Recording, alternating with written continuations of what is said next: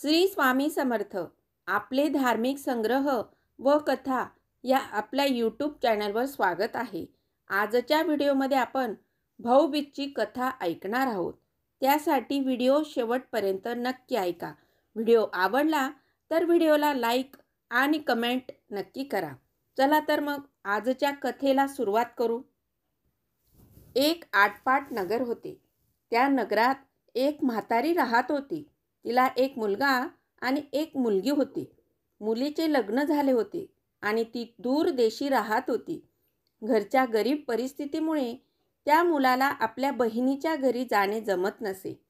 बहिणीच्या घरी देखील सासरचा गोतावळा मोठा असल्यामुळे तिला देखील यायला जमत नसे.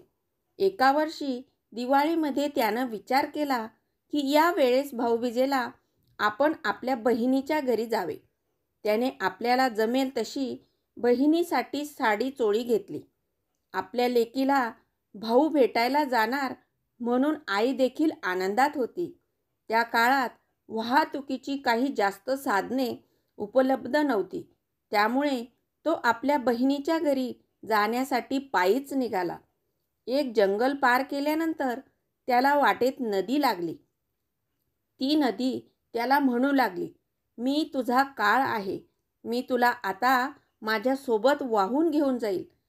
तेव्हा तो त्या नदीला म्हणाला की मी खूप वर्षानंतर माझ्या बहिणीला भेटण्यासाठी जात आहे. खूप वर्ष झाले आम्ही एकमेकांना भेटलो नाही. तेव्हा मला आता जाऊ दे आणि बहिणीस भेटून झाल्यावर येताना तू मला वाहून घेऊन जा. नदीला त्या भावाचे हे बोलणे ऐकून दया येते. ती मागे सरकते आणि त्याला म्हणते की येताना मी तुला सोडणार नाही.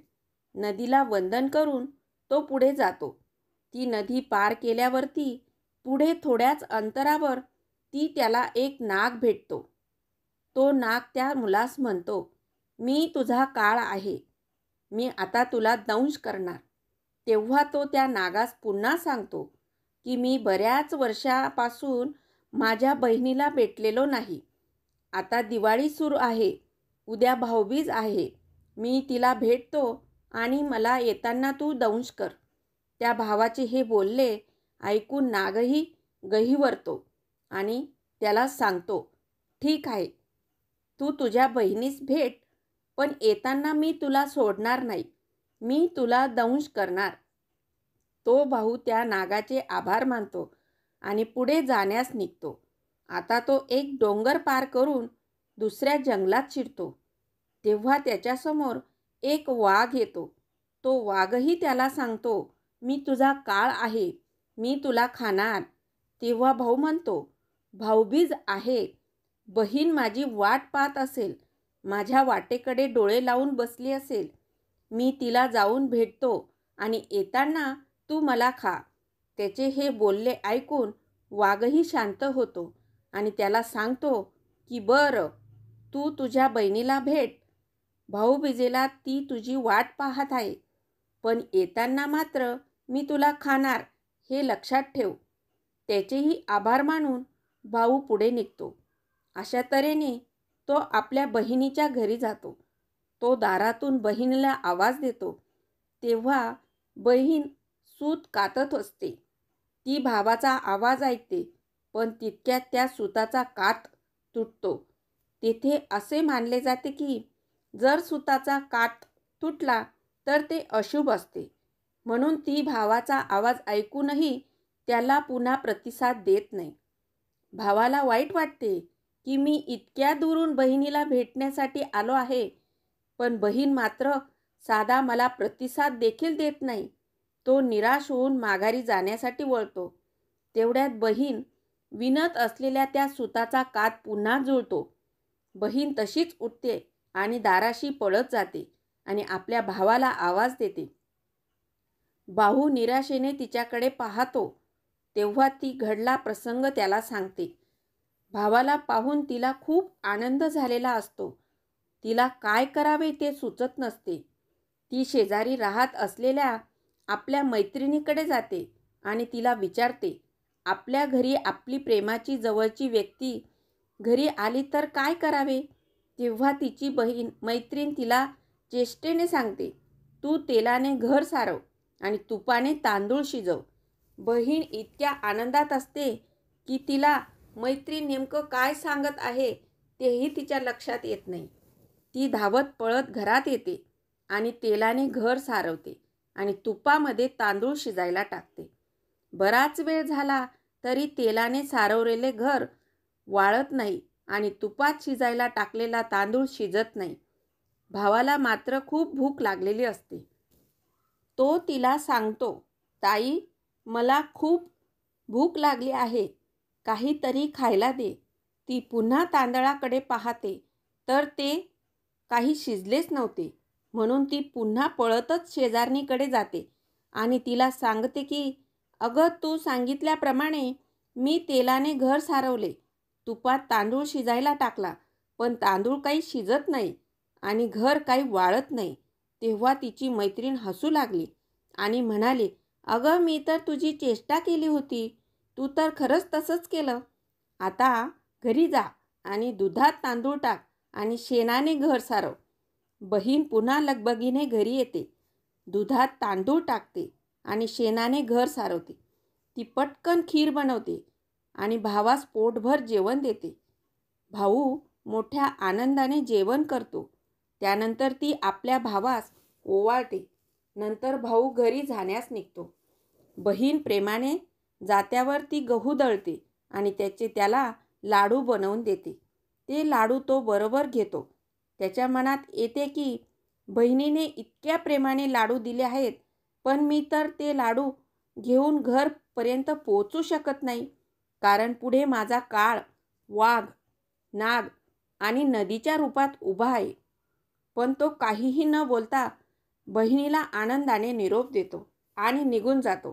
तितक्यात थोड्या वेळात तिची मुलं घरी येतात आणि आम्हाला काहीतरी खायला दे म्हणून तिला बोलू लागतात. तेव्हा तिने भावासाठी बनवलेले लाडू घेते आणि मुलांना खाण्यासाठी देऊ लागते. पाहते तो काय, ते लाडू हिरवे झालेले असतात. ती धावत पळत जात्याकडे जाते आणि पाहते तो काय, त्या जात्यात एक मेलेला साप पडलेला असतो. हे सारं पाहून ती खूप घाबरते आणि भाऊ ज्या दिशेने गेला त्या दिशेने पळत सुटते. तिच्या मनात खूप सारे वाईट विचार येऊ लागतात. ती विचार करते की हे विषारी लाडू खाऊन माझ्या भावाला काही झालं तर नसेल ना. ती वाटेत सर्वांना विचारत भाऊ ज्या वाटेने गेला त्या वाटेने जाऊ लागले. बरेच अंतर पुढे गेल्यावरती तिला एक माणूस भेटतो. ती त्याच्याकडे विचारणा करते. तेव्हा तो तिला सांगतो की पुढे एका झाडाखाली एक माणूस झोपलेला आहे. हे ऐकून ती खूपच घाबरते. तिला वाटते की हे विषारी लाडू खाल्ल्यामुळे माझ्या भावाला विषबाधा झाली असावी. ही धावतच सुटते आणि झाडापाशी जाऊन भावाला हाक मारते. तिचा आवाज ऐकून भाऊ उठतो आणि तिला विचारतो, काय झालं, तू इथे इतक्या लांब का आलीस? तेव्हा ती त्याला लाडू दाखवण्यास सांगते. मग ती भावाला सांगते की हे लाडू विषारी झालेले आहेत. ती तिथे जवळच एक खड्डा खणते. आलं त्या खड्ड्यात ते सर्व लाडू पुरून टाकते. इतकी धावत पळत आल्यामुळे तिला खूप थकल्यासारखे झाले होते. त्यामुळे तिला तहान लागली होती. म्हणून ती भावास पाणी मागते, पण त्याच्याकडेही पाणी नसते. म्हणून तो जवळपास कुठे पाणी आहे का ते पाहतो असे तिला सांगतो. पण तो भावाचं म्हणते की तू पाणी कशात आणशील, त्यापेक्षा मीच जाऊन पाणी पिऊन येते.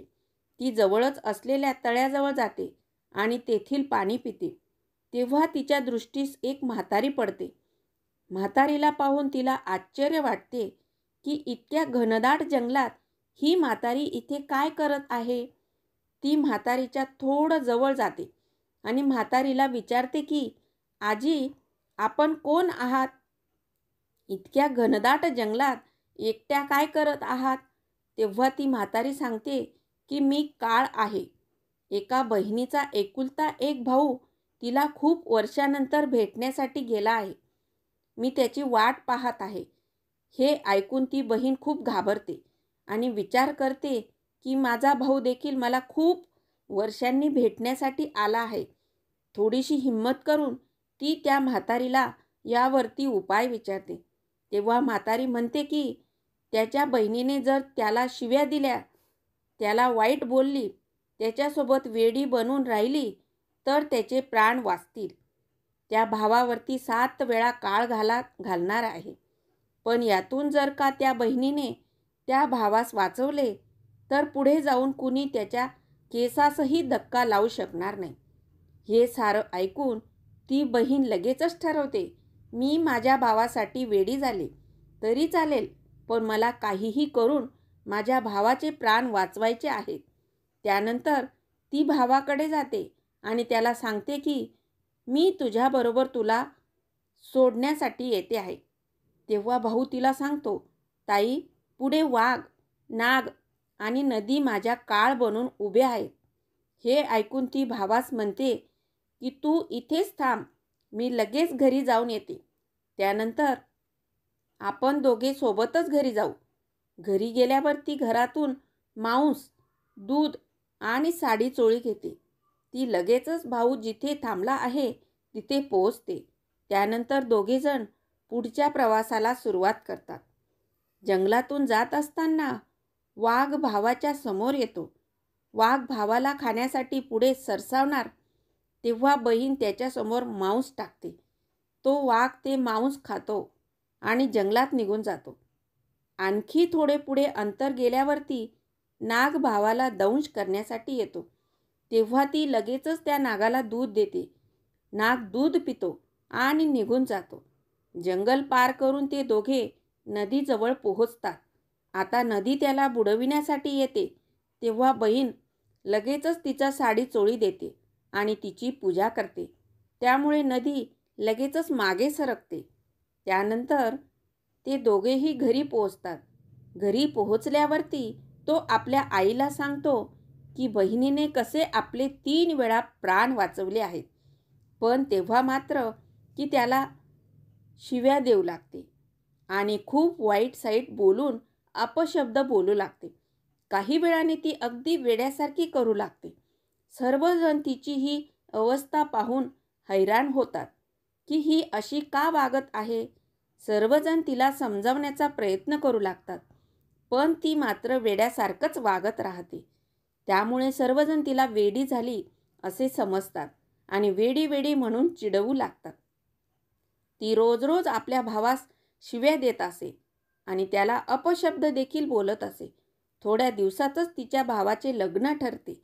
आता लोक बोलू लागतात की तुझी बहीण वेडी आहे, पण ती तुझ्यासाठी नशीबवान आहे, कारण ती आली आणि तुझे लग्न जमले.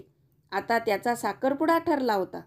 तेव्हा ती आपल्या भावास शिव्या देऊ लागली आणि म्हणू लागली की अगोदर माझा साखरपुडा करा, त्यानंतरच याचा साखरपुडा करा. तिला फार समजावूनही ती काहीही समजून घेत नव्हती. तेव्हा तेथील एक वृद्ध महिला म्हणाली, तुझी बहीण तशी पण वेडीच आहे. तिला सांग की तुझा साखरपुडा आहे. जेव्हा तुझा साखरपुडा सुरू असेल तेव्हा तिला तुझ्या बाजूलाच बसव. तिला काय कळतं? बहिणीनं देखील हेच हवं असतं की काहीही करून तिला भावाशेजारीच थांबायचे असते. जसा साखरपुडा सुरू झाला तशी मंडपात आग लागली, पण बहीण मात्र सावध असल्यामुळे ती लगेचच ती आग विझवते. पुन्हा एकदा भावावरचे संकट टळते. आता घरामध्ये लग्नाची तयारी सुरू होते. तेव्हा तेथेच वेडेपणा करू लागते. ते सर्वांना सांगू लागते की आधी माझे लग्न लावा, त्यानंतर त्याचे करा. तिच्या वेडेपणामुळे तिला लग्नात देखील भावाच्या जवळच उभे करतात आणि त्यानंतर लग्न लागतं. लग्न झाल्यानंतर जेव्हा नवरा मुलगा बाहेर पडू लागतो तेव्हा ती सांगते की पुढच्या दाराने नाही जायचं, मागच्या दाराने जा. ती काहीही ऐकत नसल्यामुळे तिच्या मनःशांतीसाठी नवरदेवाला पुढच्या दाराने न नेता मागच्या दाराने बाहेर काढतात आणि तितक्यात पुढचा दरवाजा सर्व मंडप खाली कोसळतो. पुन्हा एकदा ती आपल्या भावाचे प्राण वाचवते. आता घरी गेल्यानंतर ती पुन्हा सर्वांना सांगते की मी माझ्या भावा आणि वहिनीसोबत झोपणार आहे. तेव्हा सर्वजण तिला खूप समजवण्याचा प्रयत्न करतात, मात्र ती आपल्या हट्टाला पेटलेली असते. मला नवरा नवरीच्या खोलीत झोपायचे आहे. काहीही करून ती ऐकायला तयार नसल्यामुळे सर्वजण त्या गोष्टीकडे होकार देतात व ती नवरा नवरीच्या खोलीतच झोपते. भाऊ आणि वहिनी झोपी जातात, पण तिला मात्र झोप येत नाही. ती जागसूत असते. मध्यरात्रीच्या वेळी त्या खोलीत एक नाग येतो. बहीण मात्र जागीच असते. ती जशी त्याला पाहते तशी लगेच कुऱ्हाडीने त्याचे 3 तुकडे करते. ते तुकडे टोपलीखाली झाकून आता ती बिनधास्तपणे झोपी जाते, कारण आता तिच्या भावावरचा धोका पूर्णपणे टळाला होता. आज खूप दिवसानंतर ती इतक्या निर्धास्तपणे झोपली होती. सकाळी नवरा नवरी उठून जातात, पण तिला मात्र जाग येत नाही. तिची आई सर्व पाहुण्यास म्हणते की पुन्हा ही उठली तर वेड्यासारखी करेल, म्हणून मी पटापटा आवरून घेते. आई सर्व पटापट आवरते आणि पाहुण्यांना देखील आपापल्या घरी रवाना करते. बहीण जेव्हा उठते तेव्हा पाहते की घरात कुणीही पाहुणे मंडळी नाहीत. तेव्हा ती आपल्या आईस विचारणा करते की सर्व पाहुणे कुठे गेले? तू सर्वांना लगेच इथे घरी बोलव. त्याप्रमाणे आई सर्व पाहुण्यांना पुन्हा घरी बोलवते. मग ती सर्व पाहुण्यांना सांगते की मी वेडी नाही. माझ्या भावावरती जीवाचं संकट होते. काळ त्याच्या मागे लागला होता. त्याला वाचविण्यासाठी आणि त्याच्यावरील हा धोका टाळण्यासाठी मी त्याला वाईट साईट बोलणे आणि वेड्यासारखे वागणे हा एकच उपाय होता, म्हणून मी तसे वागले आहे. आता मात्र माझ्या भावावरचा काळ टळला आहे. रात्री देखील एक नाग त्याचा काळ बनून आला होता, पण मी त्याला मारून त्याचे तुकडे टोपल्याखाली झाकून ठेवले आहेत. सर्वजण आत जाऊन टोपलीखाली पाहतात, तो तेथे खरंच नागाचे तुकडे पडलेले असतात. तेव्हा सर्वांना बहिणीवरती विश्वास बसतो की ती जे बोलते आहे ते खरं आहे. तेव्हा ती सांगते की आता माझ्या भावावरील संकट टळले आहे, त्यामुळे अगोदर माझ्या सासरी पाठवणी करा आणि मग तुम्ही सर्व तुमच्या घरी जा. तेव्हा बहीण भावाला ओवाळते. भाऊ तिच्या पाया पडतो आणि तिचे खूप आभार मानतो. बहीण पुन्हा आपल्या सासरी जाण्यास निघते. अशी ही भाऊबीजेची कथा. आजची पौराणिक कथा अशी आहे. सूर्याच्या अपत्यांपैकी 2 अपत्ये म्हणजे मुलगा यम आणि मुलगी यमुना. सूर्याच्या मुलीचे म्हणजेच यमुनेचे लग्न झाल्यावर यम हा आपल्या बहिणीला सासरी भेटायला जात नसे. यमाला माहीत होते की तो मृत्यूची देवता आहे. आपल्या बहिणीच्या संसारावर आपली काळी सावली पडायला नको आणि तिच्यावर कोणतेही संकट यायला नको, म्हणूनच तो बहिणीकडे जाण्यास टाळाटाळ करायचा. यमुनेच्या सासरच्या लोकांनाही यमाचे घरी येणे अजिबात आवडत नव्हते, पण यमुनेच्या मनात मात्र भावाबद्दल वाटणारी होड तिला स्वस्थ बसू देत नव्हती. लहानपणापासून एकत्र राहिलेले, पण त्यानंतर असे अचानक भावाचा विरह तिला सहन होत नव्हता आणि त्यामुळेच तुलनेने भाऊ यमाला खूप कळकळीची विनंती केली. त्यावेळी न राहून मात्र यमाला यमुनेला भेटायला जावेच लागले. ज्या दिवशी यमुनेच्या सासरी तिला भेटायला गेला तो दिवस म्हणजे कार्तिक शुद्ध द्वितीया होय. यम बहिणीच्या घरी गेल्यावर यमुनेने त्याचे आनंदाने आदरातिथ्य केले. पाटावर बसून त्याला ओवाळले. यमानेही बहिणीसाठी साडी चोळी अलंकार अनेक भेटवस्तू तिला दिल्या आणि म्हणाला, यमुने माग अजून काय हवं आहे तुला तुझ्या भावाकडून. तेव्हा यमुना म्हणाली, मला तर कसली कमी नाही, पण तू दरवर्षी याच दिवशी मला भेटायला येत जा आणि हो, या दिवशी जी कोणी बहीण भावाला ओवाळेल त्या तिच्या भावावर तुझी नजर पडू देऊ नको. यम तिला तथास्तु म्हणतो. म्हणूनच ह्या दिवशी सगळीकडे भाऊबीज साजरी करतात. भाऊबीजेचा हा सण संपूर्ण भारतामध्ये वेगवेगळ्या नावाने वेगवेगळ्या पद्धतीने साजरा केला जातो. यमुना नदीत स्नान करणे अत्यंत पवित्र मानतात. म्हणजे असे केल्यामुळे त्या वर्षी यमपासून तरी भय नसते असा समज आहे.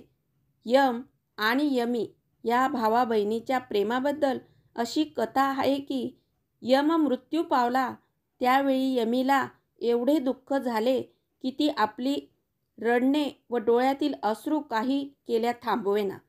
तेव्हा शेवटी दिवस संपला हे दाखविण्यासाठी देवाने रात्र निर्माण केली आणि मग यमीचे भावाबद्दलचे दुःख थोडेसे हलके झाले. तेव्हापासून भाऊबीजेची प्रथा पडली. आपल्या भावाचे आयुष्य वाढावे म्हणून बहिणीने यमराजाची पूजा आणि प्रार्थना करावयाची. या दिवशी बहीण भावाला आरती ओवाळून त्याची पूजा करीत असते. त्याला प्रेमाचा टिळा लावते. तो टिळा बहिणीच्या निस्वार्थी प्रेम भावना व्यक्त करीत असतो. भावाची पूजा म्हणजे यमराजाच्या पाशातून म्हणजे मृत्यूपासून भावाची सुटका व्हावी व तो चिरंजीव राहावा हा या मागचा उद्देश असतो. भाऊ आपल्या यथाशक्तीप्रमाणे पैसे, कापड, दागिना असे वस्तू ओवाळणी टाकतो.